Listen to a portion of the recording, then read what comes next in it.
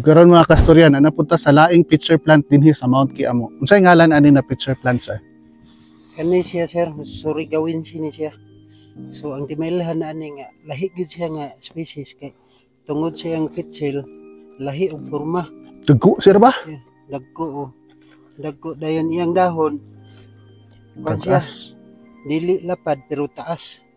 Taas. Dayon ang punuan siyang dahon wala siya nagkuan. Iyang dahon murag sumpay ra dito sa kuan gyud. Oo, tama, tama. Dinhi man din mo bulak sir no? Diri sa tumoy.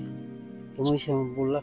Sir, mailhan ba nato sir nga unsa na upper or lower? Kani lower ni sir no? Oo. Kani siya, mo ni ang saluwer niya nga pitcher. Ah, man ang upper nato. Katong dito, Oh, kato. may upper nga kuan. Pitcher niya. Sir, mailhan nato sir nga kani siya babae o lalaki? Oo sir, tungod sa iyang bunga nga pungpong iyang bunga dayon gastik siya. Dayon kada lusa niya sa iyang kibali bulak to siya, murag puso siya ba? Matibok siya. So mauna iyang kuan. Tama na. Oh, kana. Muna timailhan nga babae gid siya. So babae ni siya sir. Babae ni siya.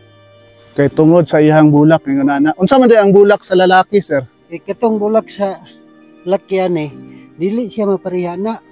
Murag igo ra siya mo bulak nga gamay then wala na dayon katong murag puso niya basa iyang bulak.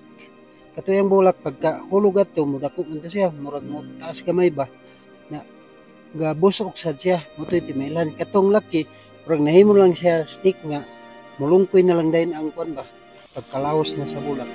Yes sir, salamat kay sir. Okay.